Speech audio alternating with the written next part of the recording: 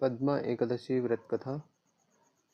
युधिष्ठिर कहने लगे कि हे भगवान, भाद्रपद शुक्ल पक्ष एकादशी का क्या नाम है, इसकी विधि तथा इसका महात्म्य कृपा करके कहिए। तब भगवान श्री कृष्ण कहने लगे कि इस पुण्य स्वरूप और मोक्ष को देने वाली तथा सब पापों का नाश करने वाली उत्तम वामन एकादशी का महात्म्य मैं तुम्हें कहता हूँ, तुम ध्यानपूर्वक सुनो। यह पद्मा परिवर्तनी एकादशी जयंती एकादशी भी कहलाती है। इसका यज्ञ करने से वाजपेय यज्ञ का फल मिलता है।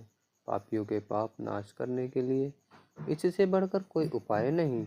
जो मनुष्य इस एकादशी के दिन मेरी वामन रूप की पूजा करता है, उससे तीनों लोग पूज्य होते हैं। अतः मोक्ष की इच्छा करने वाले मनुष्य इस व्रत को अवश्य करें। जो कमल नयन भगवान का कमल से पूजन करते हैं, वे अवश्य भगवान के समीप जाते हैं। जिसने भाद्रपद शुक्ल पक्ष एकादशी को व्रत और पूजन किया, उसने ब्रह्मा विष्णु सहित तीनों लोकों का पूजन किया। अतः हरिवासर अर्थात एकादशी का व्रत अवश्य करना चाहिए। इस दिन भगवान करवट लेते हैं, इसलिए इसको परिवर्तनी एकादशी भी कहते हैं। यह एकादशी जयंती एकादशी भी कहलाती है। इसका यज्ञ करने से वाजपेय यज्ञ का फल मिलता है। पापियों के पाप नाश करने के लिए इससे बढ़कर कोई उपाय नहीं। जो मनुष्य इस एकादशी के दिन मेरी वामन रूप में पूजा करता है, उसे तीनों लोक के पूज्य होते हैं। भगवान के वचन सुनकर युधिष्ठिर बोले, भगवान, मुझे अति संदेह हो रहा है कि आप किस प्रकार सोते और करवट लेते हैं तथा किस तरह राजा बलि को बांधा और वामन रूप रखकर क्या क्या लीलाएं की। चातुर्मास के व्रत की क्या विधि है तथा आपके शयन करने पर मनुष्य का क्या कर्तव्य है, सो आप मुझसे विस्तार से बताइए। श्री कृष्ण कहने लगे, हे राजन, अब आप सब पापों को नष्ट करने वाली कथा का श्रवण करें। त्रेता युग में बलि नामक एक दैत्य था। वह मेरा परम भक्त था। विविध प्रकार के वेद सूक्तों से मेरा पूजन किया करता था और नित्य ही ब्राह्मणों का पूजन तथा यज्ञ के आयोजन करता था। लेकिन इंद्र से द्वेष के कारण उसने इंद्रलोक तथा सभी देवताओं को जीत लिया। इस कारण सभी देवता एकत्रित होकर सोच विचार कर भगवान के पास गए। बृहस्पति सहित इंद्रादित्य देवता प्रभु के निकट जाकर और नतमस्तक होकर वेद मंत्रों द्वारा भगवान का पूजन और स्तुति करने लगे। अतः मैंने वामन रूप धारण करके पांचवा अवतार लिया और फिर अत्यंत तेजस्वी रूप से राजा बलि को जीत लिया।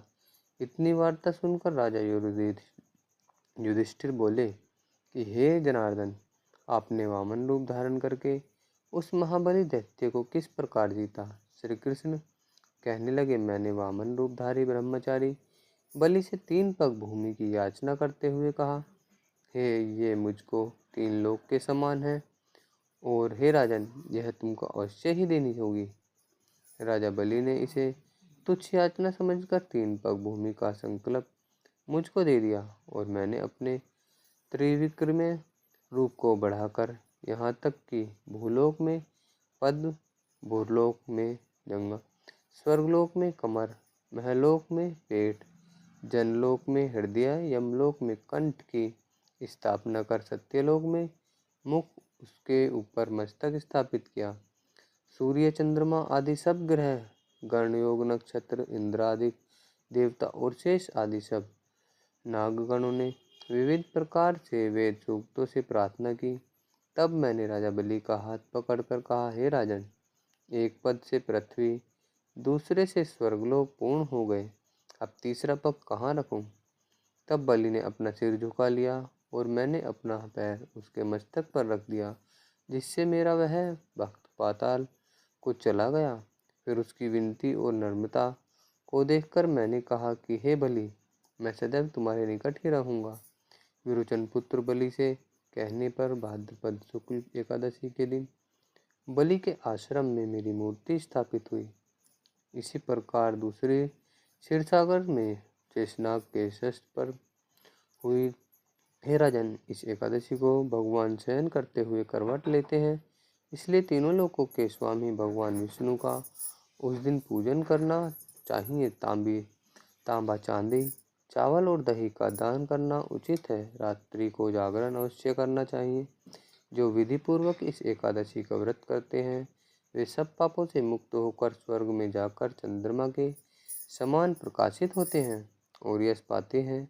जो पापनाशक इस कथा को पढ़ते या सुनते हैं उनको 1000 अश्वमेध यज्ञ का फल प्राप्त होता है। इति शुभम। तो इस प्रकार थी पद्मा एकादशी की व्रत कथा। धन्यवाद दोस्तों।